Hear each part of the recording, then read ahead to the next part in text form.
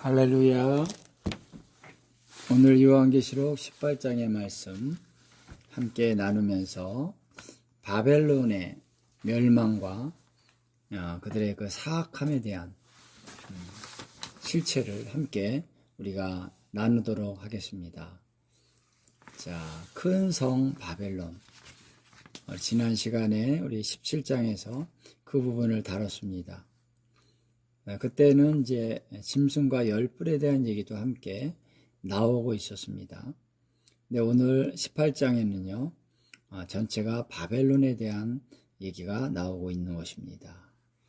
자, 큰 성 바벨론이 이제 무너졌다라고 하는 선포가 여기서 나오고 있는 것이죠. 그래서 이것은 천사가 하늘에서 내려오는데 큰 권세를 가졌고 그 영광이 땅에 환하게 비춰졌다. 이렇게 나오고 있습니다. 그래서 이 천사가 큰 음성으로 힘찬 음성으로 외치면서 무너졌도다, 무너졌도다. 큰 성 바벨론이여 이렇게 선포하면서 메시지를 선포하고 있습니다. 자, 이 천사의 권세와 영광이 상당한 수준에 있다라고 하는 것을 이 성경에서 밝히고 있다는 것은 그의 역할과 그 메시지가 굉장히 중요하다는 것입니다. 그리고 그것은 하나님의 뜻이 어떠함을 보여주는 하나의 척도가 되는 것이죠. 그래서 이 천사가 그러한 영광과 권세가 있다 하는 것은 이 메시지가 중요하다는 것인데 바벨론이 어떠한 존재인가 라고 하는 것이 아는 것은 너무 중요하다. 그리고 많이 숨겨져 있기 때문에 많은 사람들이 이것을 잘 모릅니다. 근데 요한계시록은 그것을 밝히 보여주고 있습니다. 그들에 대해서 알고 분별하고 대응해야 된다 라고 하는 것을 가르쳐 주고 있는 것이죠. 자, 그래서 하나님께서는 이 천사가 하늘에서 내려오도록 하셨는데 그에게 큰 임무가 있다. 그의 메시지는 굉장히 중요하다라고 하는 것을 이 성경에서 강조하고 있다라고 하는 것입니다. 자, 그래서 그 천사는 어떤 메시지를 외치고 있느냐?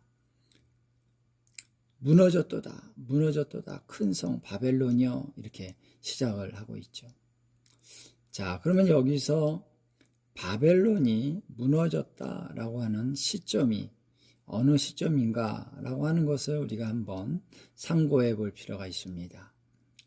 자, 14장 8절에서도 동일한 메시지가 선포됐죠. 무너졌도다, 무너졌도다, 큰 성 바벨론이요. 그랬습니다.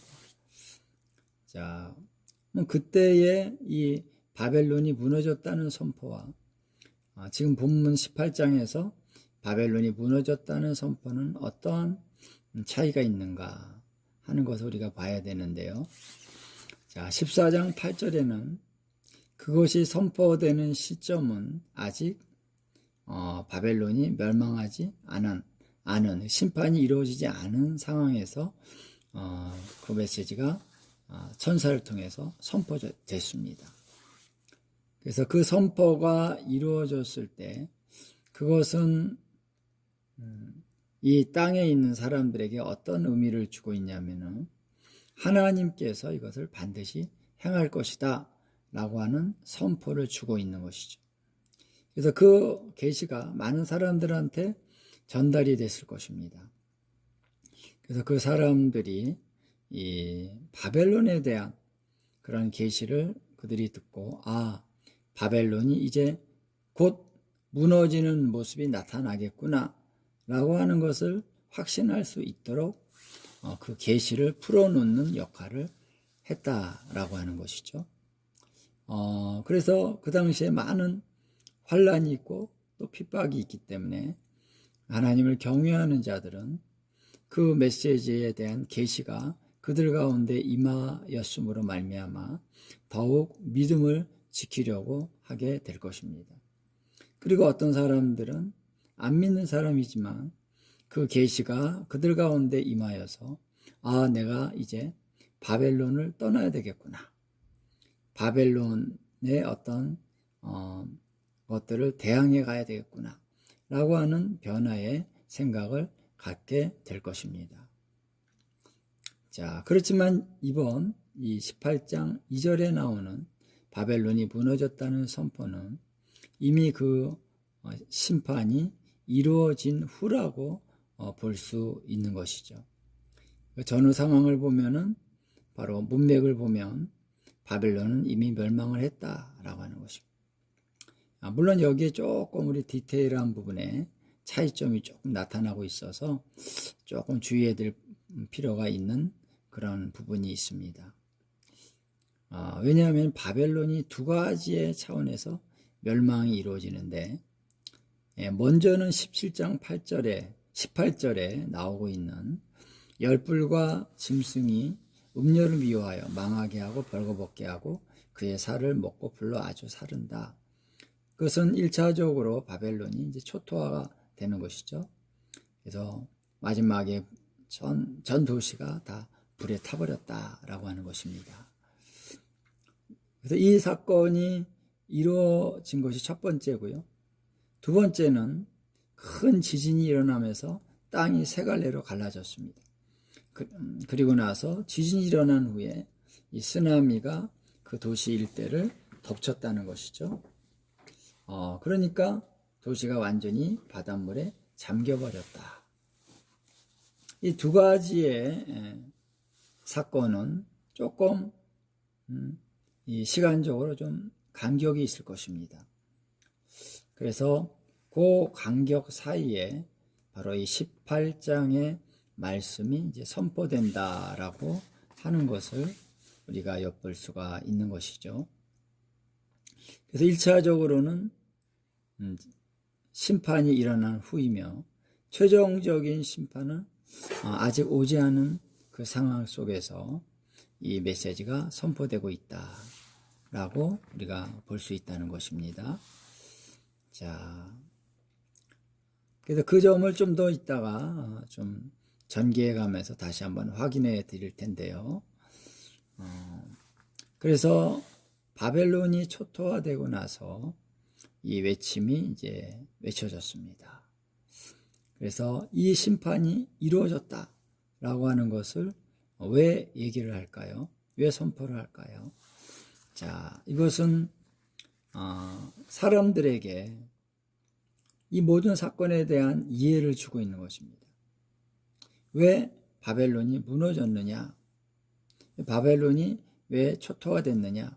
단지 열불과 짐승이 와서 이러한 침략을 하고 그 도시를 완전히 초토화시킨 그런 전쟁의 어떤 차원만이 아니라 이것은 심판이다. 하나님의 심판이다. 라고 하는 것을 강력하게 선포해 주는 이 계시를 이 땅에 풀어놓는 것입니다. 사람들로 이 계시를 받고 알도록, 그래서 사람들에게 이 계시가 어떤 식으로 전달되는지는 우리가 정확히 알 수 없지만 이 선포된 이 말씀이, 이 말씀의 계시가 이제 이 땅에 사는 사람들에게 여러 가지 통로로 전달되어 질 것입니다. 자, 그래서 이제 무너졌도다 큰 성 바벨론이요. 그런데 왜 무너졌느냐, 왜 심판이 왔느냐 라고 하는 이유를 이제 이 뒷구절에서 요약적으로 얘기하고 있습니다. 그게 뭐냐면 귀신의 처소와 각종 더러운 영이 모이는 곳과 각종 더럽고 가증한 새들이 모이는 곳. 그래서 원어를 보면 옥, 감옥할 때 옥입니다. 그러한 곳이 되었기 때문에 이거는 멸망을 당해야 된다라고 말하고 있는 것입니다. 자, 여기 보면은요,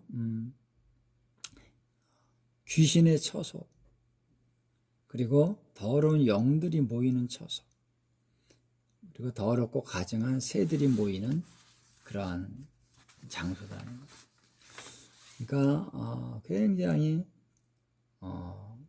가증하고 더러운, 이들이 이제 집결하는 하나의 센터라는 것입니다. 물론 지금도 뭐 곳곳에 이러한 장소들이 있습니다. 물론 어떤 곳은 굉장히 그것이 집중되어 있는 곳이 또 있지요. 또 어느 나라는 전체적으로 우상 숭배와 귀신들의 어떤 활동이 강한 나라가 있고, 상대적으로 적은 나라가 있고, 또 여러 가지 상황들이 다릅니다. 우리 한국 같은 경우는 이제 교회가 많고 하나님을 예배하는 그러한 활동들이 강력하다 보니까 하나님의 성령이 이렇게 움직이시고 운행하는 그런 땅이기도 한 것이죠. 자, 그런데 이 바벨론이라고 하는 그 도시, 이 거대 도시죠. 큰 바벨론은 이러한 귀신과 더러운 영들과 더럽고 가증한 새들, 이런 것들이 너무 가득하다는 것입니다. 그 도시 전체가 아주 음란하고 더럽고 추악한 주술과 우상 숭배와 가증한 행위들이 넘쳐나게 이루어지고 있다라고 하는 것입니다. 하나님이 심판하지 않을 수 없는 것이다. 이러한 모습은 사실 과거 고대 바벨론도 마찬가지였습니다. 고대 바벨론이 정말 사악한 이유는 뭐 바벨탑을 쌓다, 이 정도만 성경에 나오지만은 이 많은 사람들이 연구하고 또 발굴을 하고 기록도 보고 그러면요, 바벨론에서는 사악한 이 주술의 행위, 음란의 행위, 이런 것들이 일어난 도시였다는 것입니다. 소돔과 고모라와 같은 것이죠. 그래서 이러한 사악한 행위의 어미다, 근원적인 도시라는 것입니다.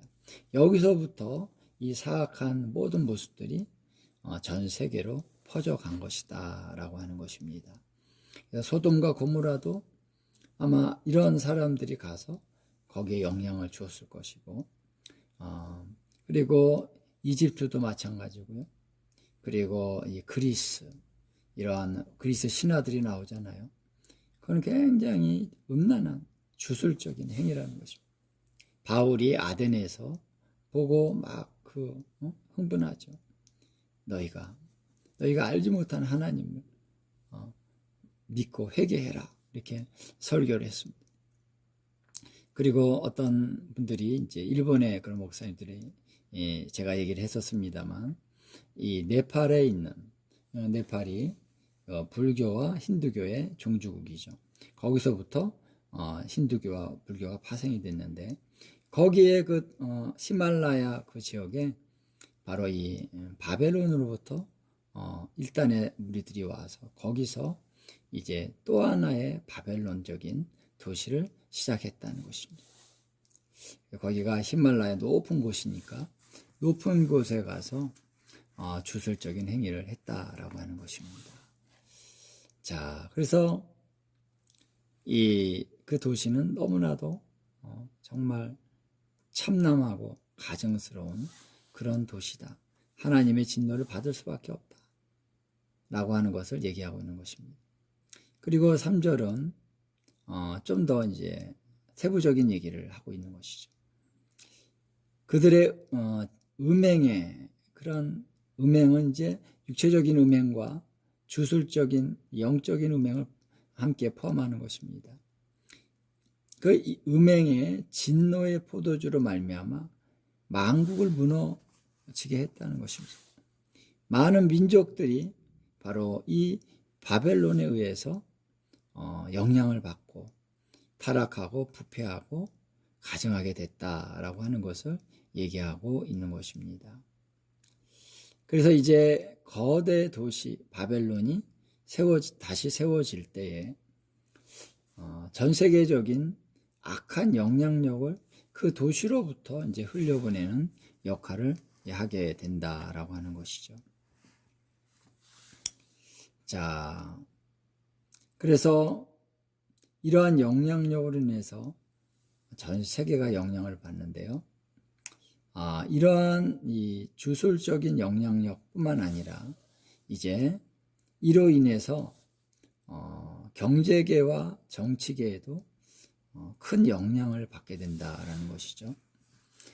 그래서 이 주술의 능력이라고 하는 것은 단지 어떤 일반 사람들만에 관계된 것이 아니죠. 정치가들이 특별히 많은 영향을 받습니다.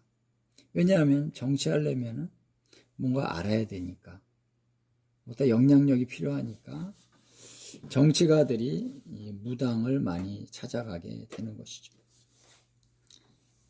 그리고 이러한 실제적인 무당이나 주술사들이 고대의 나라들 보면요, 왕의 옆에서 실제적인 이러한 영향력을 미쳤던 것입니다. 우리나라의 대통령들도 과거의 대통령, 전 예외가 아닙니다. 자, 그래서 땅의 왕들이 그와 더불어 음행하게 했고요. 땅의 상인들도 그 사치의 세력으로 치부하였도다. 경제적인 경제계의 지도자들이 또 영향을 많이 받습니다. 그래서 우리가 얘기를 듣다 보면요, 이 재벌들이 그냥 이렇게 돈을 벌 때 그냥 순수하게 버는 게 아니라는 것이죠. 무당, 굿하고 이런 게 보통이라는 것입니다. 그래서 세상 사람들 보면요, 어떠한 회사를 시작한다 그러면은 반드시 거의 대부분이 막 고사를 지냅니다. 이 고사를 지내야 된다. 그래야만 잘 된다. 이런 얘기를 해요. 근데 실제로 또 안 그런 게 아니거든. 그걸 할 때 어떤 영향력이 옵니다. 물론 단기적일 수 있고 거기에는 어떤 함정이 있죠. 그러나 단기적으로 뭔가가 나타나요. 나타날 수 있어요. 예, 그렇기 때문에 이 세상 사람들은 이러한 주술적인 능력에 대해서 굉장히 이렇게 간절한 마음으로 그들의 도움을 원하고 있다라고 하는 것이죠. 고사를 지내려고 해도 돈이 많이 들어요. 돈이 없어서 못하는 거지. 돈만 있으면 하겠다. 이런 생각을 갖고 있는 사람들이 참 많다는 것입니다. 자, 이들이 그래서 이러한 주술적인 능력과 그래서 정치계에 또 경제계에 많은 사람들과 결탁이 되어 있는 이것이 하나의 큰 영향력이요, 하나의 세력이죠. 이러한 강한 능력을 가지고 이제 적그리스도의 체제를 지원합니다.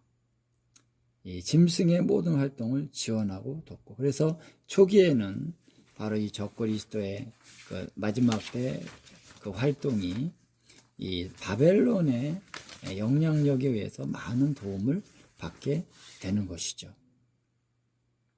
자, 그러니 이들의 모든 죄악이 얼마나 큽니까?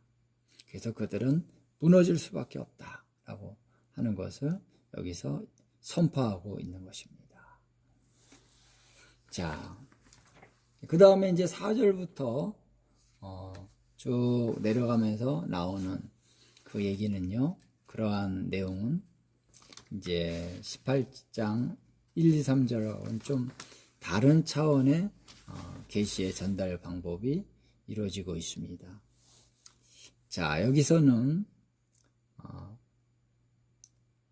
하늘로부터 다른 음성이 나서 이르되 내 백성아 거기서 나와 그의 죄에 참여하지 말고 그가 받을 재앙들을 받지 말라 그랬습니다.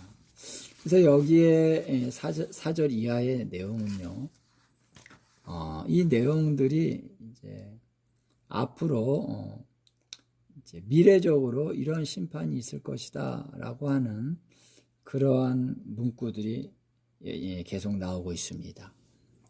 그러니까 이 메시지는 요한이 계시를 받는 그 당시거나 아니면 그 전, 어쨌든 한참 전이라고 할 수 있는 그 어쨌든 계시가 있기 전에, 아니 그 심판이 있기 전에 바로 나타나는 계시라고 볼 수가 있습니다. 그래서 우리가 이 문맥을 잘 살펴야 될 때 이것이 미래형이냐, 과거형이냐, 현재형이냐, 이런 것들을 잘 살펴보아야 되는 것인데, 제가 순간 이제 얘기하면서 그 문장 할 때마다 다시 언급을 하겠습니다만, 미래적인 그런 어떠한 문장으로서 이들의 심판에 대한 얘기가 나오고 있다는 것이죠. 그렇다면은 이 선포는 바로 과거적인 차원이다. 그래서 18장 1, 2, 3절하고는 이 시점이 좀 다르다는 것이죠. 그래서 어쩌면 이제 요한이 이 계시를 받고 있는 그 시점에 이 요한에게 주는 메시지라고 볼 수도 있고요. 근데 여기 보면은 단지 요한이 아니라 내 백성아 이렇게 얘기를 하는 거 보면은 물론 요한에게 전달된 메시지지만 이것이 하나님의 백성들에게 주시는 그러한 메시지라고 볼 수 있는 것입니다. 자, 이 바벨론에 대해서 이들이 무참하게 이제 멸망당할 것이기 때문에 나의 백성들아 거기서 나와라 그런 것이죠. 예레미야서에 보면은 나오라 그런 말씀이 있습니다. 그래서 거기서 나와 그의 죄에 참여하지 말고 그가 받을 재앙들을 받지 말라. 자, 여러분 어느 시점이 되면 우리가 이 바벨론적인 성이나 음란하고 사악한 죄가 범해지고 있는 그 장소를 떠나야 될 때가 있을 것입니다. 왜냐하면 그대로 있으면 거기서 첫 번째 환난을 당할 수가 있습니다. 두 번째 그 멸망에 같이 나도 물들어서 같이 멸망을 당할 수가 있다라고 하는 것이죠.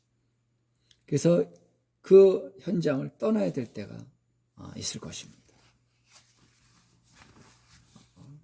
이 말씀은 굉장히 강력하게 주시는 거예요. 거기서 나와라. 오늘 우리가 이 삶 속에서 어느 환경 가운데서 우리가 나와야 될 때가 있습니다. 거기서 우리가 빛을 발하고 어둠 가운데 있는 사람들을 건져내야 되는 그런 상황도 있습니다.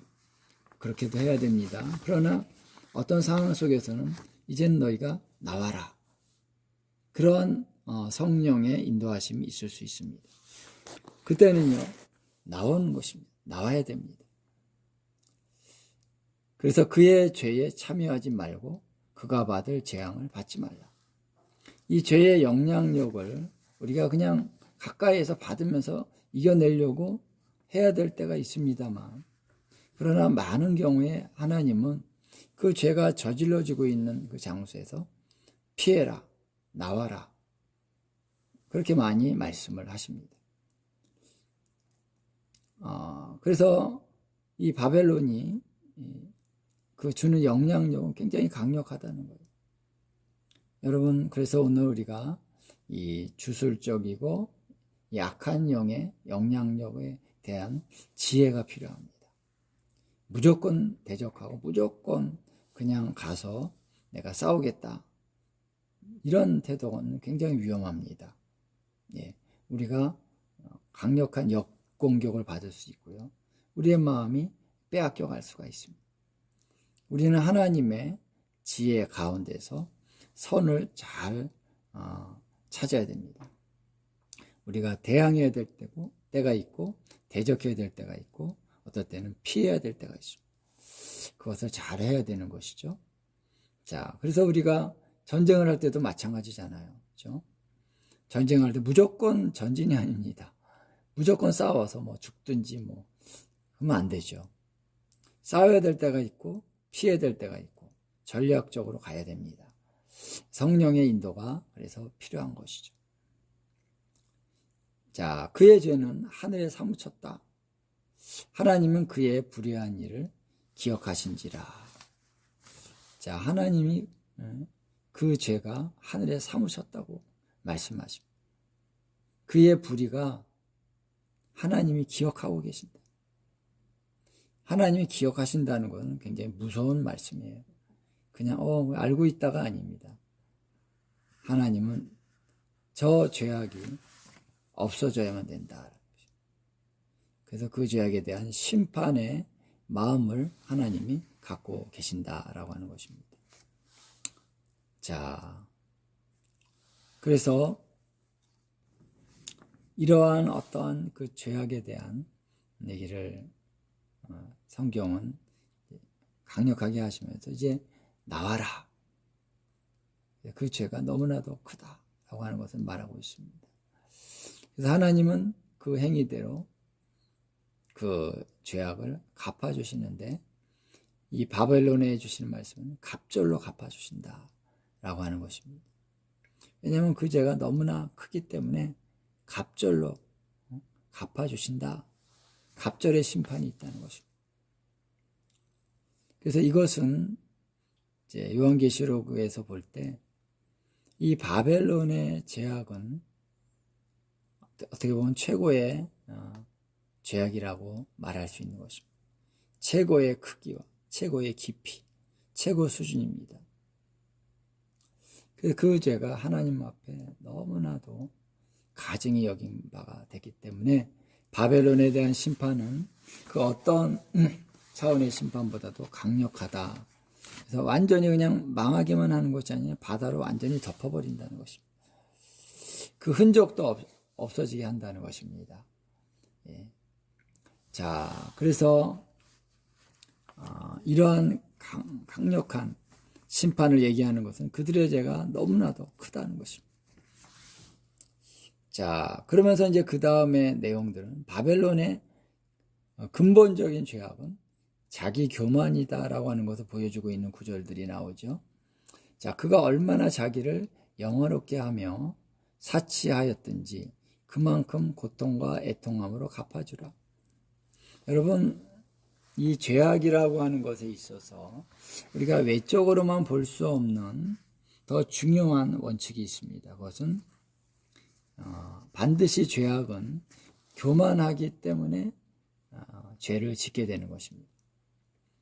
교만하다는 건 뭡니까? 자기를 위해서 하는 것입니다. 이기적인 동기가 그 안에 있다는 것이죠. 물론 사람들이 자기에 대해서 잘 관리하고 자기를 존중히 여겨야 되죠. 자기를 존중하는 것과 자기를 위해서 산다라고 하는 것은 다른 것입니다. 자기가 스스로 자기를 영화롭게 하는 것입니다. 이것이 죄입니다. 근본적인 죄입니다. 자기가 자기를 위하여 어떤 재물들을 자기를 위해서 얻으려고 합니다. 그것이 교만입니다. 요즘에는 너무나도 이기심이 팽배합니다. 이 세상이 다 불바다가 돼도 내가 살아야지, 나만 살면 돼라고 하는 그런 생각들이 팽배합니다. 이기심의 극치죠. 근데 이것이 바로 죄라는 것입니다. 그리고 가장 근원적이고 가장 큰 죄라는 것입니다. 이 죄 때문에 사탄이 타락한 것입니다. 사탄이 자기를 하나님보다 더 높이려고 했습니다. 여기서부터 교만이 들어가고 자아 숭배가 들어가는 것입니다. 그래서 사단이 자기를 높이려고 하다 보니까 하나님을 대적하게 되고 사람들을 미혹하고 수많은 죄를 범하게 되는 것이죠. 자, 그래서 바벨론도 마찬가지라는 것입니다. 자기가 높아져야 한다는 그 근본적인 관점이 그들 가운데 박혀 있기 때문에 그들은 하나님을 영화롭게도 하지 아니하고 감사치도 않는다. 이 로마서 1장에 보면 이것은 바로 인간의 타락의 근본적인 부분이라는 것입니다. 여러분, 하나님을 영화롭게 하고 영화롭게 하지 않고 감사하지 않을 때, 그것은 바로 인간의 가장 기본적인 본분을 떠나는 것입니다. 그것을 떠나는 것이 바로 타락이고 그것을 떠나는 것이 거역입니다. 그럼 하나님을 영화롭게 하지 않고 감사치 않는 것에 뭐가 들어갑니까? 자기를 영화롭게 하는 게 들어가는 것이죠. 또 자기가 자기를 위해서 무엇을 얻으려고 합니다. 여러분, 이것이 죄입니다. 이게 가장 강한 죄. 그래서 우리가 예수님을 믿고 생활하고 우리가 성화되어 가려고 할 때 외적인 것만 다루면은 소용이 없습니다. 여전히 자기가 자기를 사랑하고 자기가 자기를 위해서 삽니다. 이것이 근본적으로 깨져야 됩니다. 깨져야 되는 것입니다. 그래서 이러한 근원적인 교만은 결국 우상 숭배로 떨어지게 된다라고 하는 것이죠. 로마서 1장 23절에 나오고 있습니다. 그리고 25절에 보면은 진리를 저버리고 거짓을 진리라고 바꿔버립니다. 왜 그럴까요? 거짓을 왜 진실이라고 바꿉니까? 말도 안 되는 거죠. 왜 우상을 숭배합니까? 사람이 이렇게 어리석어? 근데 그렇게 어리석다는 거예요. 왜? 자기를 위해서라고 하는 이러한 죄의 근본이 들어갔기 때문에 자기밖에는 안 보이는 것입니다. 객관성을 갖기가 어렵습니다. 하나님이 말씀하신 모든 진리 알면서도 그냥 하나님을 저버립니다. 왜 그럴까요? 왜 이렇게 어리석습니까? 그것이 바로 교만이라고 하는 죄의 속성인 것이죠. 자, 바벨론은 그래서 교만하다는 것입니다. 과거 고대에 또 이제 느부갓네살의 그 신바벨론도 마찬가지고요. 왜 멸망했느냐? 정말 강하고 부유하고 힘이 엄청났습니다. 근데도 왜 멸망당했느냐? 교만해서 멸망당한 것입니다. 하나님이 멸망시키신 거죠. 자, 그래서 그 다음 보니까 그가 마음에 말하기를 나는 여왕으로 앉은 자로 과부가 아니라 결단코 애통함을 당하지 아니하리라 하니. 자, 자기가 애통함을 당하지 않을 것이다라고 확신하고 있습니다. 왜? 자기는 여왕이라는 것이죠. 나는 하찮은 과부가 아니다. 자기가 굉장히 존귀한 자라고 스스로 생각하는 것입니다. 그리고 힘이 있다. 내가 여왕이고 사람들이 다 나를 왕이라고 모시는데 내가 왜 애통함을 당하겠느냐라고 이 스스로 확신하고 있다는 것이죠. 그것은 하나의 커다란 착각이 아닐 수 없는 것이죠. 그래서 자기가 여왕이다라고 하는 교만이 가득 차면요, 하나님이 안 보입니다. 하나님이 어떤 분이신지 인식이 안 돼요. 하나님이 심판하시는 분이시고 모든 거짓은 반드시 심판을 받는다. 이런 것들이 하나도 눈에 들어오지 않습니다. 그러니까 교만이라고 하는 것이 가장 무서운 죄인 것이 뭐냐면은 교만 때문에 죄를 지어도 죄를 죄로 생각하지 못한다는 거예요. 자기가 항상 최고가 돼야 되니까 수단과 방법을 가리지 않고 최고가 되려는 것이죠. 그러면 어떠한 죄를 범해도 그것이 괜찮은 거예요. 나는 이렇게 높은 자가 돼야 되니까, 이게 가장 우선적이니까 죄를 지어도 상관없다는 거예요. 그래서 교만이라는 것이요, 가장 무서운 것입니다. 그래서 하나님께서는요, 이 교만은 어떤 행동으로 나타나기 전에 마음으로만 교만한 생각이 들어가도 하나님께서요, 이렇게 말씀하시고 뭔가 징계를 하시거나 하십니다. 그래서 성경에도 보면요, 사탄이 처음부터 교만하니까 하나님을 대적한 게 아니라 교만한 마음이 딱 들어간 거를 하나님 딱 아시고 사탄을 하나님께서 이렇게 내치신 거죠. 자, 그래서 이러한 교만한 죄악을 바벨론이 갖고 있기 때문에 그들은 반드시 멸망되어져야 된다라고 하는 것입니다.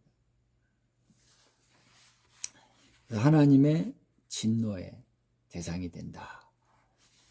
자, 그 다음에 이제 바벨론이 멸망을 당하는데 하루 만에 그 재앙이 이른다 그랬습니다.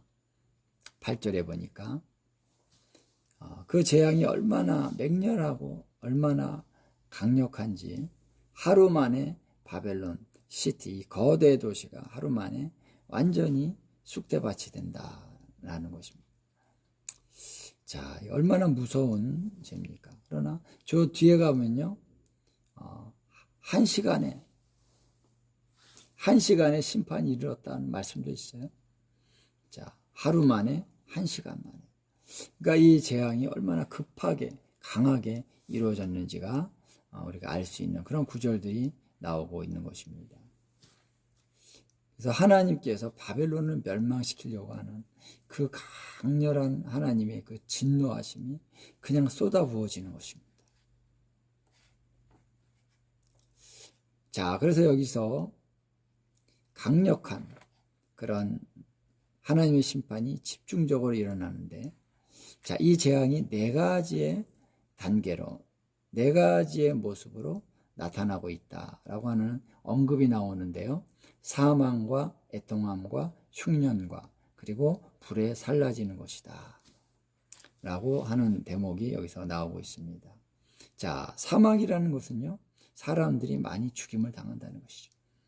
전쟁이 일어나서 막 군대들이 들어가서 사람들을 죽인다는 것이죠. 많은 사람들이 엄청나게 죽는다.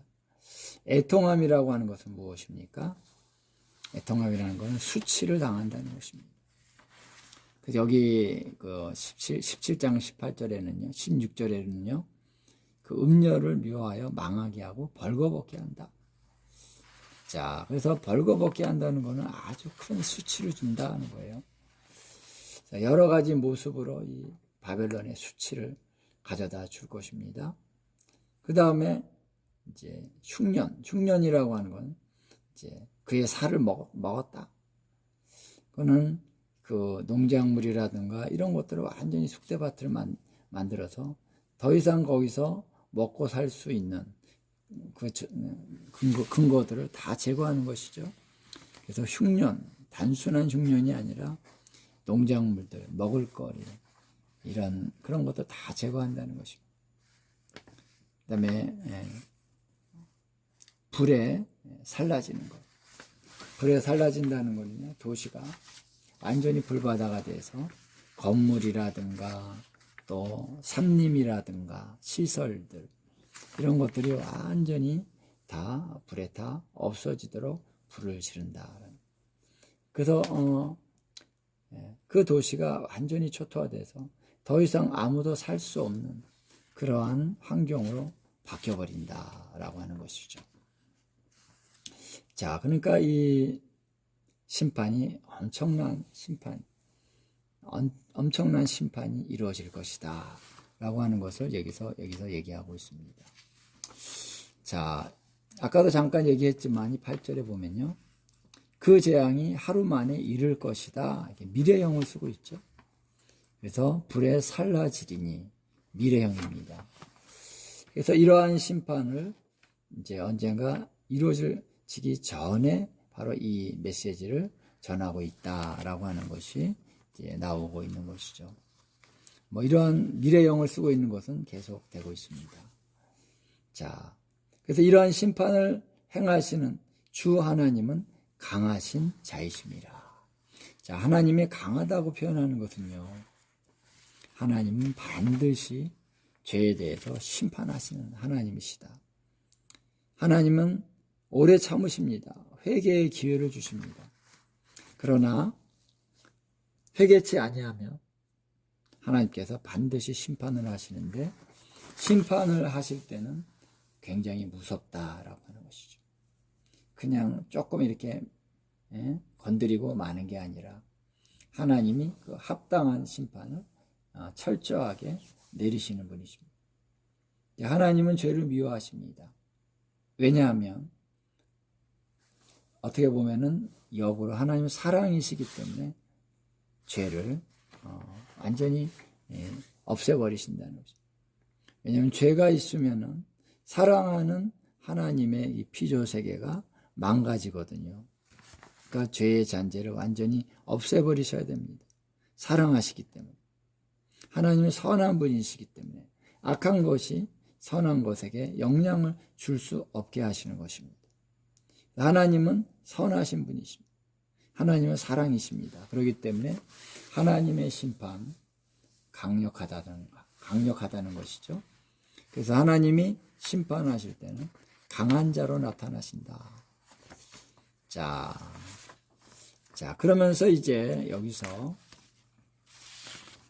세 가지의 대상에 대해서 이렇게 구체적인 그런 예언적인 얘기가 나오고 있습니다.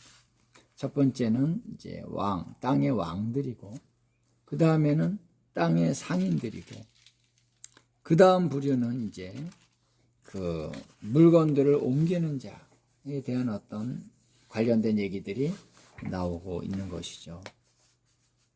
자, 그래서 9절에 보면 그와 함께 음행하고 사치하던 땅의 왕들이 그가 불타는 연기를 보고 위하여 울고 가슴을 치며 그랬습니다. 땅의 왕들이.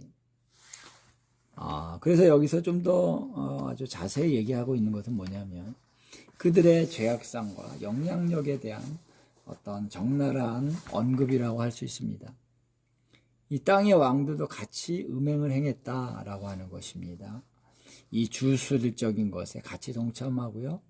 음란의 행위에 같이 동참하고요. 이 술수와 또 살인과 이러한 험악한 이 피 흘리는 죄, 이런 것에 땅의 왕들, 정치가들이 참여를 한다는 것입니다. 그래서 교회를 핍박하고, 교회를 핍박할 때는 공식적으로 이제 경찰력이나 군대를 동원해서 하나님을 섬기는 자들을 죽일 수 있는 거죠. 그거는 정치가들의 영역입니다. 그렇죠? 그래서 이 모든 것의 근원은 바벨론적인 이 주술적인 그런 세력이지만 그들을 대신해서 혹은 그들을 동조해서 실제적으로 사람들을 가두고 죽이고 하는 사람들은 이제 정치 영역에 있는 지도자들이라고 할 수 있는 것이죠. 자, 그래서 이들이 결탁해서 함께 이렇게 하나님의 교회 또 이스라엘을 대적하게 된다라고 하는 것을 여기서 얘기해 주고 있는 것입니다. 자, 그래서 이러한 땅의 왕들이 바벨론이 불타고 있는 연기를 보면서 그들이 가슴을 치고 온다는 것이죠. 더 이상 그러한 강력한 영향력을 그들이 받을 수가 없는 것이고, 그리고 심판을 받는 것들을 보면서 이제 저 심판이 또 우리에게 오겠구나 라고 하는 것을 또 느낄 수 있는 것이죠. 그래서 이 바벨론의 그 참담함을 보면서 그의 고통을 무서워하여 멀리 서서 이르되 그랬습니다. 자, 바벨론이 고통당하는 것을 무서워했습니다. 왜? 자기도 이렇게 심판을 받겠다 싶은 거죠. 야, 하나님이 무섭네. 여기서 회개를 해야 되는데 회개는 안 하고 그냥 무서워만 할 수도 있는 것이죠. 그래서 화이또다 큰 성 견고한 성 바벨론이여 한 시간에 내 심판이 이르렀다 하리로다 그랬습니다. 자, 이들은 이 바벨론 성이 견고한 성이라고 믿었습니다. 그래서 바벨론을 의지하고, 이 바벨론이 얼마나 견고한 성이냐, 바벨론을 아무도 심판할 수 없다, 망하게 할 수 없다, 이런 확신을 갖고 바벨론과 결탁해서 뭔가의 어떤 정치적인 안위를 누렸습니다. 그런데 믿었던 바벨론이 멸망당하니까 거기서 애통함이 나오는 것입니다. 자, 두 번째는 땅의 상인들이다. 그들이 바벨론을 위해서 울고 애통하면서 이제 다시 그들의 상품을 사는 자가 없음이라 라고 이제 외치고 있습니다. 자, 여기서 우리가 알 수 있는 것은 바벨론이 얼마나 이 그런 경제적인 활동을 강력하게 했느냐. 그래서 그들의 상품들은 굉장히 고가품이고요. 아마 이 주술적인 행위에 사용되는 그런 것들이 많이 있었을 것입니다. 그래서 너가 이것을 하면은 뭔가 축복을 받는다, 뭐 이런 거죠. 그래서 뭐 염주라는 것도 있고 부적이라는 것도 있고 이런 것이 다 돈이잖아요, 그렇죠? 그런 것들이 전부 다 뭡니까? 그런 상품에 해당되는 건데, 이런데 어떤 상품 같은 데다가 이렇게 뭐 부적 같은 것 이런 것들을 붙여가지고 이제 많이 파는 거죠. 떡 같은데 이렇게 떡에다가 부적을 딱 붙여가지고 야, 이 떡 먹으면은 좋다 그래가지고 그러니까 옷에도 하고요. 이 상품이 굉장히 고가품일 수밖에 없습니다. 근데 이 상품을 많은 사람들이 샀다는 거죠. 거기서 엄청난 부가 모이게 되는 것입니다. 이 상인들이 하고 이것을 또 바벨론 성에다가 갖다가 많이 바치겠죠. 지도자들에게. 자, 그런데 여기 보면은 바벨론의 그 상품의 목록이 쭉 나와요. 그래서 금과 은과 보석과 진주, 세마포, 굉장히 값진 것이죠. 뭐 상아도 나오고요. 예, 대리석으로 만든 각종 그릇 이런 것이 나오는데 마지막에 보면은 조금 묘한 게 나옵니다. 종들과 사람의 영혼들이다. 자, 종이라고 하는 것도 팔았다는 것입니다. 그러니까 이들 가운데는 노예가 있다는 것이죠. 사람들을 노예로 파는 것입니다. 자, 여러분 요즘에도 많은 사람들이 잡혀갑니다. 그래가지고 알 수 없는 곳에 가서 평생을 노예처럼 살다가 죽는 사람들 많다는 거예요. 그런 얘기를 듣습니다. 무인도 같은데 사람들이 찾아오기 어려운 깊은 곳에 그런 사람들을 묶어놓고 그런 사람들을 이렇게 착취한다. 그래서 성노예들도 많다고 그러고요. 참 이거는 너무나도 아이러니하고 비참한 현실이 아닐 수 없는데요. 쉬쉬하고 사람들에게 그것을 많이 드러내지 않아서 그렇지 그런 사람들이 많다는 여러 가지 얘기들을 듣습니다. 너무나도 안타까운 것입니다. 그래서 우리 주위에 보면요. 행방불명되는 사람이 참 많아요. 누가 잡아가는지도 모릅니다.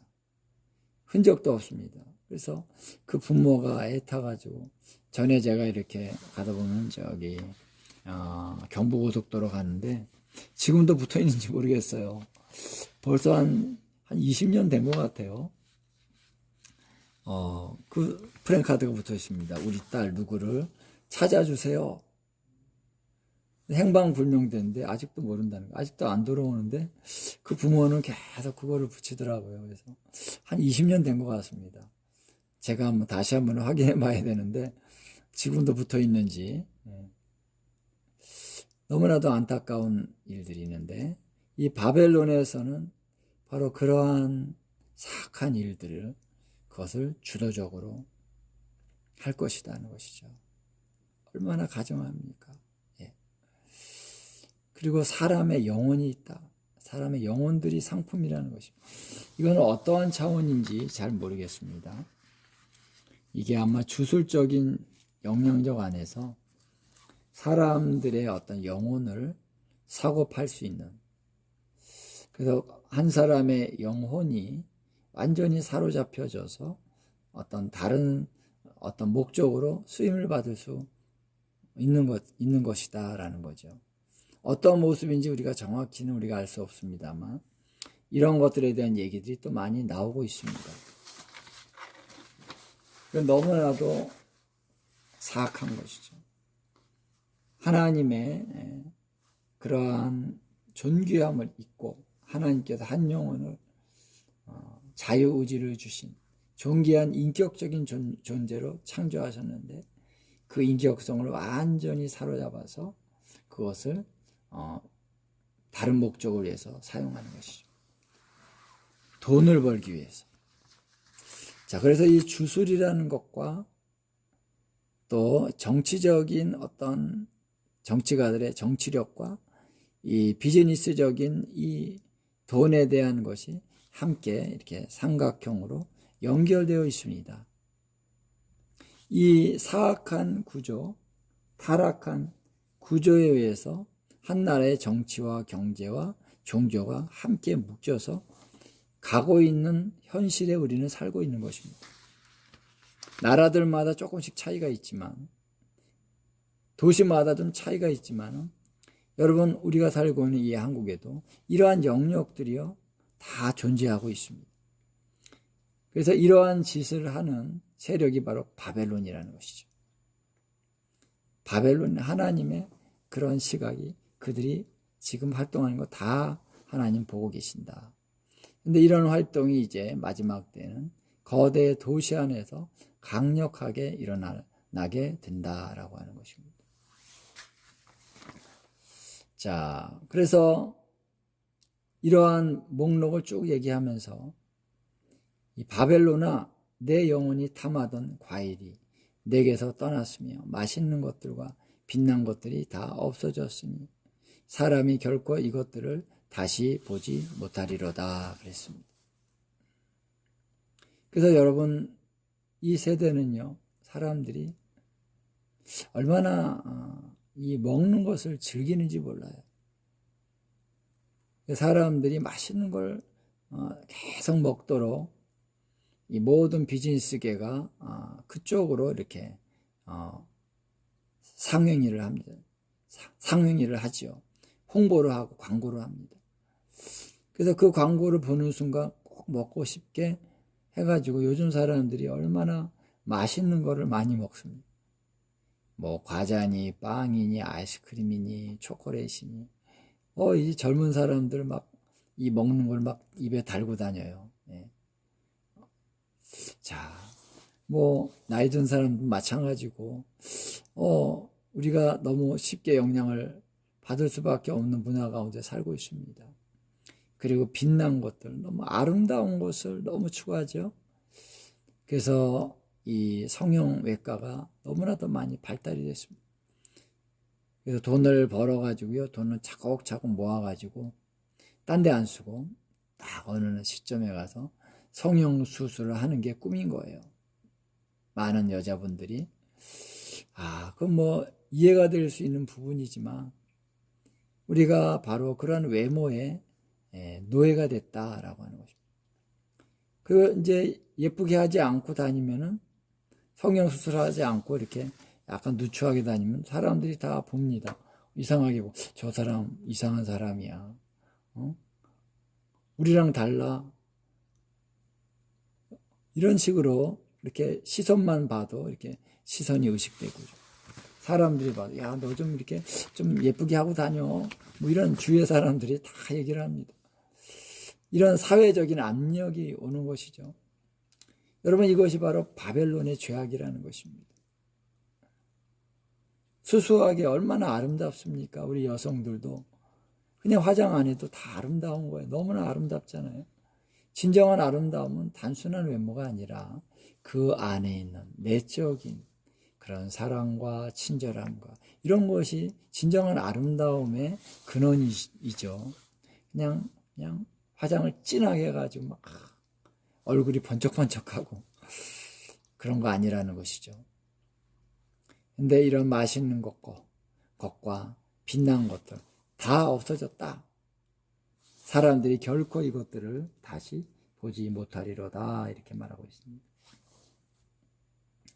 그래서 바벨론으로 말미암아 치부한 이 상품의 상인들이 그 고통을 무서워하여 멀리 서서 울고 애통하며 하여 이르기를 화이또다 화이또다 큰 성이여 세마포 옷과 자주옷과 붉은 옷과 옷을 입고 금과 보석과 진주로 꾸민 것인데 그러한 부가 한 시간에 망했다. 한 시간에 망했다. 여러분, 이 모든 세상의 부귀와 영화는 한 시간 만에 다 없어지는 허무한 것입니다. 우리가 숨을 거두고 이제 예수 믿는 사람들은 소천하죠. 안 믿는 사람들은 저 음부로 갑니다. 여러분, 우리가 누렸던 거 아무것도 아니라는 거예요. 다 헛되고 헛된 것입니다. 근데 왜 거기에 우리의 마음을 빼앗깁니까? 이 귀중한 시간들을 빼앗깁니까? 왜 귀중한 이 우리의 재물과 또 에너지를 소모합니까? 우리가 이러한 문화를 우리가 편승해서 가는 것에 대해서 다시 생각해 봐야 됩니다. 최소한 우리 크리스찬, 교회들은 이러한 문화에 편승해서는 안 되죠. 이것들이 바벨론적인 이 사악성에 우리가 물들게 되는 계기가 될 수 있는 것입니다. 자, 그 다음 부류의 사람들은 이제 모든 선장과 각처를 다니는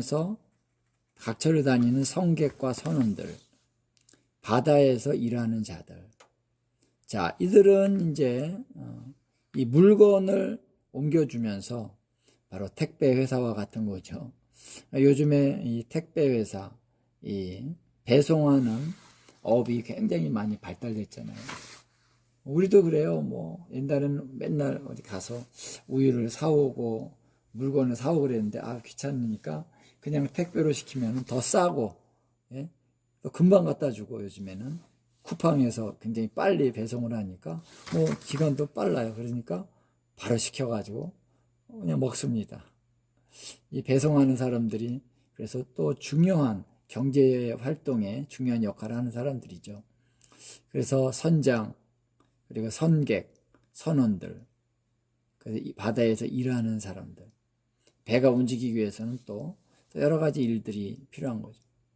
이들이 바로 바벨론의 물건들을 갖다가 파는 일과 연관돼서 많은 유익을 얻던 사람들이다라는 것이죠. 그들이 바벨론을 지켜볼 수밖에 없는 것이죠. 그가 불타는 연기를 보고 외쳐 이르되 이 큰 성과 같은 성이 어디 있느냐. 티끌을 자기 머리에 뿌리고 울며 애통하며 외쳐 이르되 화이토다 화이토다 이 큰 성이여 바다에서 배부리는 모든 자들이 너의 보배로운 상품으로 치부하였더니 한 시간에 망하였도다. 자, 다시 말하면 자기 직업을 이제 하루아침에 다 잃어버린 것입니다. 예.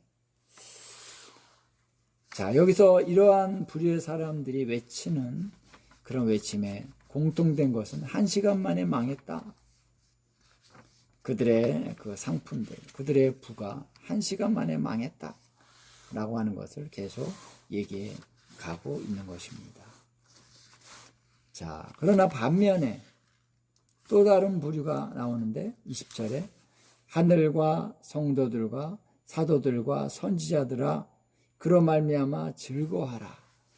하나님이 너희를 위하여 그에게 심판을 행하셨음이라 하더라. 자, 여기서 이 부류들이 언급되는 이유는 뭐냐면요. 이들은 바로 바벨론으로부터 핍박을 당했다는 것입니다.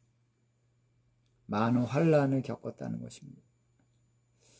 근데 하나님이 너희를 건져주셨다는 것입니다. 그들에게 심판은 바로 이들의 구원인 것입니다. 여러분, 오늘 우리가 얼마나 많은 핍박을 당하고 있는지 몰라요. 바로 그 세력의 근원이 바로 바벨론이다라는 것. 이것을 우리가 알 필요가 있습니다. 특정 정치인을만을 생각할 필요 없습니다. 바벨론의 세력입니다. 근본적으로 하나님의 나라와 이 사단의 나라가 싸우고 있고요. 이 바벨론의 그 세력들과 우리가 예배자들, 예루살렘으로서의 그 경배자의 정체성을 갖고 살아가는 자들은 서로 싸울 수밖에 없는 것입니다. 같이 갈 수 없습니다. 그래서 핍박을 받는다라고 하는 것이죠. 그래서 얼마나 많은 핍박을 받고 있습니까? 우리가 세상에 이런 바벨론적인 세상의 그러한 가치관들로 가득 차 있습니다. 우리가 힘들어요. 어떨 땐 눌립니다. 악한 영도 공격을 합니다. 우리가 자칫하다가는 공격을 받습니다. 진짜 이제는 깨어 있어야 됩니다. 우리의 마음이 이렇게 딱 빼앗겨 갑니다. 죄로 물듭니다. 우리 가족들이, 우리 성도님들이 그렇게 세상에서 지금 엄청난 공격을 받고 있다는 것을 우리가 알아야 되고요. 더 적극적인 차원의 핍박을 또한 받고 있습니다. 요즘에 한국 교회가 굉장히 많은 핍박을 받고 있습니다. 대형교회 목사님들이 핍박을 받고 있습니다. 어느 목사님이 설교 시간에 요즘에 자주 우신다고 그래요. 설교하다가 눈물이 이렇게 나서 설교를 중단하는. 왜? 너무 힘드니까. 너무 힘든데 설교하다가 하나님의 은혜가 이렇게 느껴지니까 눈물이 나는 것입니다. 그래서 제가 그 얘기를 듣고 마음이 칭하여 왔습니다. 우리나라, 우리 한국교회가 지금 많은 핍박을 받고 있구나. 여러분, 그러나 우리가 소망 가운데 일어나야 됩니다. 하나님이 반드시 이 행악자들을 심판하실 것이기 때문이다 라고 하는 것입니다. 그래서 우리는 깨어 일어나야 되는 거죠. 그래서 이 시대에 우리가 하나님을 향하여 우리가 적극적으로 우리가 그 나라를 위해서 우리가 싸워가야 될 줄로 믿습니다. 자, 그 다음에 이제 바벨론이 완전히 바다에 던져지고 잠겨버리는 그 심판에 대한 얘기가 나오는데요. 이 심판에 대해서 선포하는 자는 한 힘센 천사다 그랬습니다. 그가 큰 맷돌 같은 돌을 들어서 바다에 던지면서 다음과 같이 말합니다. 큰 성 바벨론이 이같이 비참하게 던져져 결코 다시 보이지 아니하리로다 그랬습니다. 자, 여기서 보면 또 이제 미래형을 쓰고 있잖아요. 그래서 하나님께서 이제 이 천사를 통해서 다시 그 미래적인 때에 이러한 돌을 던지는 그러한 행위를 하게 하신다. 예언적인 행위를 하게 하시면서 선포하게 하신다라고 하는 것입니다. 그래서 큰 돌을 들어 바다에 던지는 이러한 어떤 것을 하면서 바벨론이 이같이 비참하게 던져져 결코 다시 보이지 아니하리로다 이렇게 선포를 하고 있습니다. 자, 그래서 물론 여기서 이 선포는 미래의 어떤 영역에서 이루어지는 그러한 심판으로서 그런 사건으로서 미래의 많은 사람들의 계시를 주기 위해서 실제로 큰 맷돌을 던지는 그런, 물론 그때도 영적인 차원의 계시겠죠. 그래서 많은 사람들에게 이런 계시적인 것을 보여줌으로써 땅에 있는 많은 사람들에게 이 계시를 주는 사건이다라고 볼 수도 있고요. 아니면은 이것은 그냥 이 요한 당시에 요한에게 보여주는 그런 계시를 주기 위해서 요한이 쓰고 있으니까 이것은 이제 요한을 통해서 쓰여진 것이 많은 사람들에게 전달되기 위해서 쓰는 계시적인 차원이라고 볼 수도 있습니다. 그래서 우리가 이 부분은 우리가 두 가지의 가능성이 다 있기 때문에 뭐가 맞다 틀리다를 정확하게 구분하는 것은 필요한 것도 아니고요. 또 아주 중요한 것도 아닙니다만, 그러나 이제 전체적인 흐름을 볼 때 이 사건도 미래적인 사건이다라고 보아지는 것은 뭐냐면 이제 18장 앞에 부분도 미래적인 그런 성취, 그 천사가 미래적으로도 나타나서 이것을 선포할 것이다. 본다면은 또 21절의 이 선포도 바로 미래적으로 이러한 영향력을 나타내게 될 것이다 라는 것입니다. 그래서 이 선포를 이제 하는 것은 뭐냐면은 이것이 반드시 이루어질 것이다 라고 하는 하나님의 작정하심을 이제 그 땅에 선포하는 것입니다. 하나님의 뜻이 있는데 그것이 예언적으로 선포되어져야 그 후에 하나님은 그 일을 하신다 그랬습니다. 그래서 이러한 계시를 천사가 선포하고 그 때에 그 미래적인 그 시점에 또 하나님의 선지자들이 이것을 받아가지고 이것도 그대로 선포하게 될 것입니다. 아니면 지금 우리가 알고 있는 이 계시를 알고 있는 사람들이 그 시점에 성령님께서 인도하실 것이죠. 선포해라. 이것이 선포될 때 그것이 이루어지는데 이 사건은 또한 16장에 나오는 일곱째 대접의 심판과 같은 사건을 말한다라고 볼 수 있습니다. 물론 여기 바다에 던져진다는 얘기는 16장에는 안 나오죠. 자, 그러나 큰 지진이 있다. 큰 성이 세 갈래로 갈라진다 했을 때, 자, 우리는 뭐 자연스럽게 알 수가 있습니다. 여기 지진이라는 거는요, 가장 큰 지진이라고 그랬거든요. 전무후무한 지진.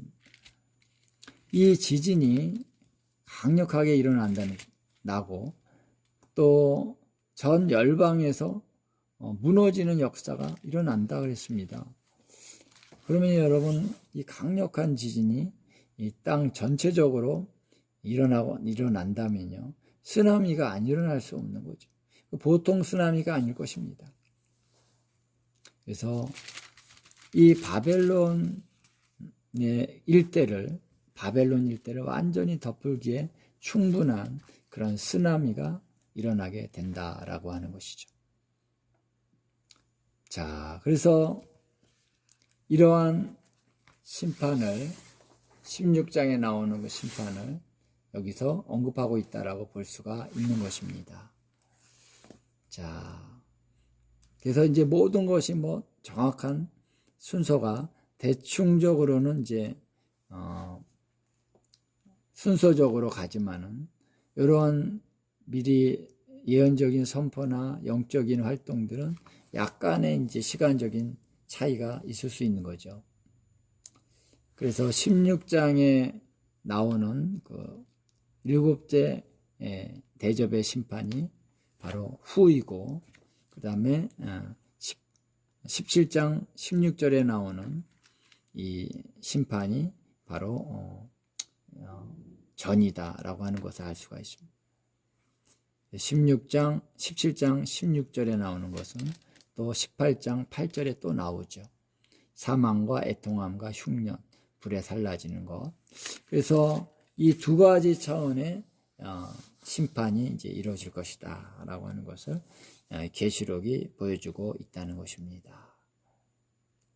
자, 그러면서 이제 바벨론에는요, 이제 검은 곳 타는 자, 풍류하는 자, 이 악기를 연주하는 자, 결코 다시 그 소리가 들리지 않을 것이다. 세공업자, 결코 다시 안 보인다. 왜 세공업자를 얘기할까요? 세공업자의 특성 중에 가장 중요한 건요, 바로 우상을 만드는 사람입니다. 아마 이제 이 시대에 이 우상이라는 게 옛날하고는 조금 모습이 달라질 수도 있어요. 그런데 어쨌든 세공업자처럼 기술자라는 거죠. 이렇게 어떤 금속을 가지고 지금은 좀 더 치밀하고 아주 뭐 소규모화되고 그럴 수 있습니다. 그래서 우상이 뭐 큰 것만이 아니라 그냥 이렇게 뭐 핸드폰 갖고 다니면서 거기에 우상이 또 그려져 있을 수 있고요. 작은 소지품에 또 우상이 있을 수 있고, 자, 이런 모든 것들을 이제 제작하는 자가 바로 세공업자. 다시 이들이 보이지 않는다. 여기 뭐 농부가 안 보인다, 뭐 이런 얘기는 안 하잖아요. 뭐 농부도 안 보이겠죠. 사람이 없으니까. 근데 왜 세공업자가 결코 다시 안 보인다고 얘기했을까? 보면은 더 이상 우상을 만드는 그거에 대해서 하나님은 소위 말해서 진노하신다는 것입니다. 그리고 맷돌 소리가 결코 다시 내 안에 들리지 않는. 그러니까 맷돌이라는 게 왜 나올까? 맷돌이라는 게 왜 나올까? 이게 정확하게 잘 알지 못하겠습니다. 그래서 이 맷돌이라고 하는 것은 보통 음식을 이렇게 가는 거잖아요. 그래서 맷돌을 갈면은 콩이 들어가면은 콩가루가 되고, 또 뭐 다른 음식이 들어가면 이제 가루가 돼서 나오는 건데, 이것이 심판의 대상이 되는 중요한 뭐가 있을 것입니다. 더 자세히 얘기하고 싶지는 않습니다. 그 다음에 23절, 그리고 등불 빛이 결코 다시 비치지 않는다. 왜 등불이 비치지 않습니까? 어두워진다는 거예요. 사람이 살지 않는다는 얘기일 수 있고요. 이 등불이라고 하는 것도 주술적인 행위에 있어서 많은 등불이라고 하는 것이 여러 가지 역할을 하잖아요. 그렇죠? 촛불을 켜기도 하고, 그런 것들이 이제 하나님은 보기 싫은 것입니다. 그래서 등불 자체를 완전히 다 없애버린다. 신랑과 신부의 음성이 결코 다시 내 안에서 들리지 않는다. 다시 사람들이 살지 않는다는 거예요. 신랑과 신부. 결혼도 안 하고 살지 않는 그러한 환경으로 바꿔버린다. 너의 상인들은 땅의 왕족이라. 상인들은 왕족들이다 라는 것이죠. 그래서 땅에 왕들이 있습니다. 그런데 왕족들도 있잖아요. 가족들, 친척들. 그래서 왕이 있고 왕족들이 있는데 가족들 안에서 다 해먹는 거예요. 그래서 그렇잖아요. 지금 이제 정치가들이 자기가 정치가로 정권을 잡으면요, 자기 관련된 사람들에게 다 아파트 관리, 아파트 건설하는 거 이런 거 다 프리미엄을 갖다 줍니다. 그래서 돈을 많이 벌게 해줘요. 정보를 주잖아요. 그래서 그걸 뭐 운영하게 만들잖아요. 나라 돈으로 돈을 벌잖아요.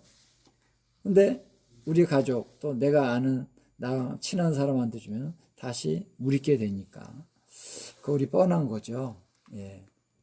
과거에도 그랬고 현재도 그렇습니다. 우리가 많이 듣는 얘기입니다. 그러니까 이런 것들이 굉장히 사악한 것이죠. 그래서 내 복술로 말미암아 만국이 미혹되었다. 만국이라고 하는 것은 모든 민족들이 미혹되었다. 그래서 이 주술이라고 하는 것은 우리에게 굉장한 이 거짓말을 갖다 심는 것입니다.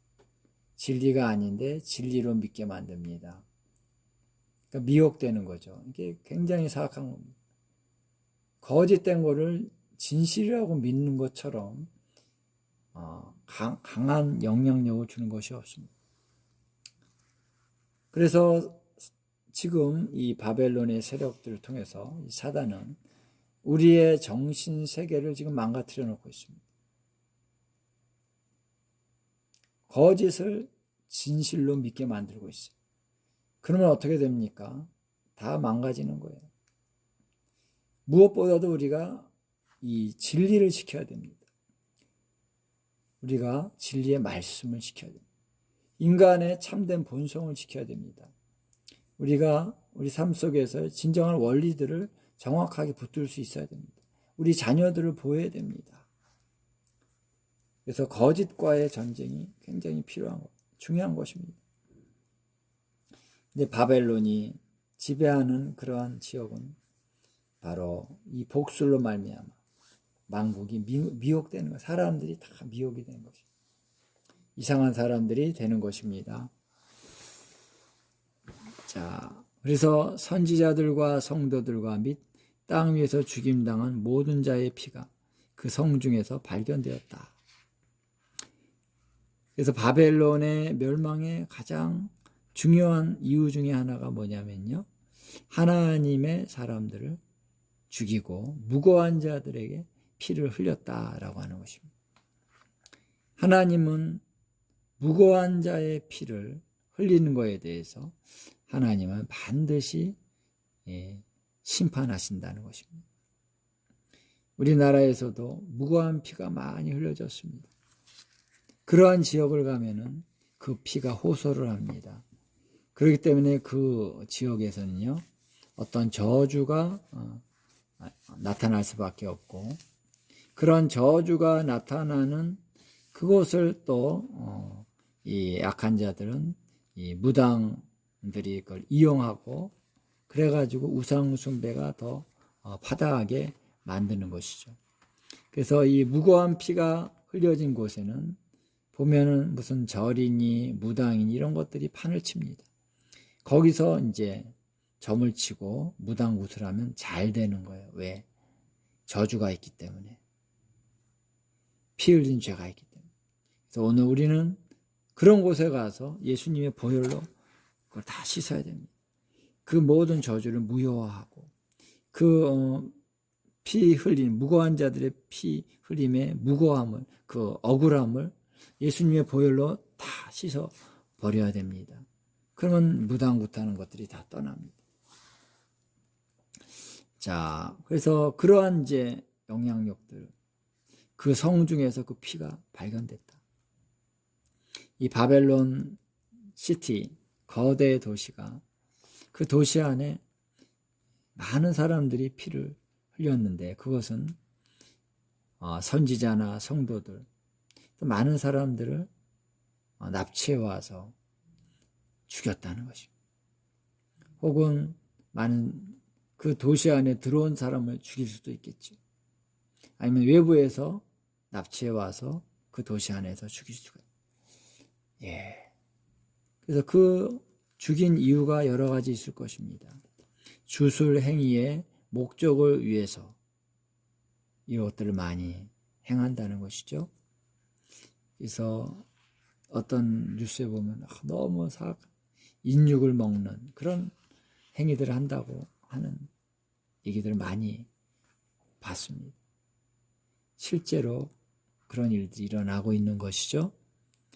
그래서 특히 선지자나 성도들은 그들이 핍박하고 박해하고 그들을 아주 잔인하게 죽이는 것입니다. 그래서 그 피가 그 성 중에서 발견됐다. 하나님은 그래서 바벨론 시티를 하나님이 멸망시키지 않을 수가 없다라고 하는 것이죠. 자, 여러분, 오늘 이 바벨론에 대한 얘기를 쭉 우리가 했습니다. 요한계시록의 얘기입니다.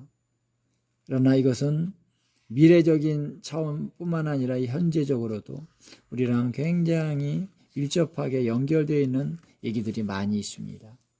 여러분, 우리가 하나님의 보호하심 가운데서 이러한 환경 가운데 우리가 직접적으로 마주치지를 않는 것처럼 우리가 생각하지만은 우리가 알고 모르는 많은 그런 상황 가운데서 이 공격이 우리에게 들어오고 영향력이 들어온다는 것입니다. 우리는 어떻게 해야 되겠습니까? 가장 중요한 것, 우리가 거룩함으로 정결함으로 우리를 지켜내야 된다. 우리는 예배함, 오직 하나님만을 예배하는 그 예배에 집중해야 됩니다. 그럴 때 우리는 이 바벨론적인 어둠의 세력을 이길 수가 있는 것이죠. 어둠이 접근하지 못합니다. 예배가 있는 곳에, 거룩함이 있는 곳에 그들은 접근할 수 없습니다. 그래서 우리가 선으로 악을 이기고요, 거룩함으로 이 사악함을 이겨내야 됩니다. 예배로 이들의 모든 주술행위를 파쇄해야 됩니다. 그래서 성령으로, 능력으로. 그래서 하나님의 사도들, 선지자들, 하나님의 성도들이 바로 이러한 세력들과 싸우는데 어떻게 싸웁니까? 예배와 기도와 중보로 싸우는 것이죠. 말씀의 선포로 싸우는 것입니다.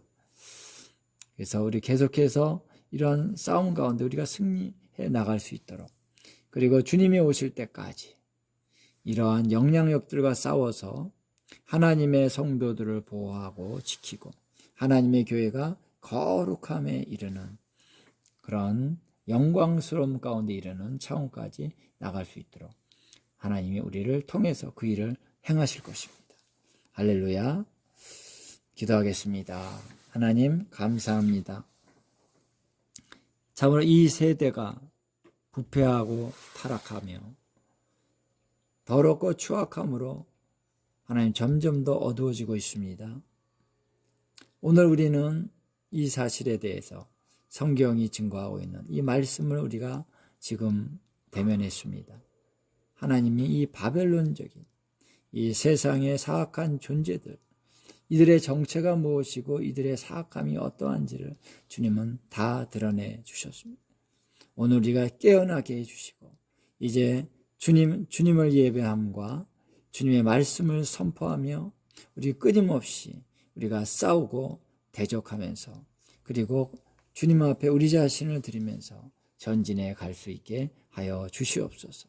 그래서 우리 자녀들 세대를, 우리 교회를, 우리 성도님들 주님 안에서 함께 지켜내면서 마지막 최종 승리를 얻을 때까지 전진해가는 우리들이 될 수 있도록 하나님 역사해 주시옵소서. 감사드리며 예수님의 이름으로 기도합니다. 아멘.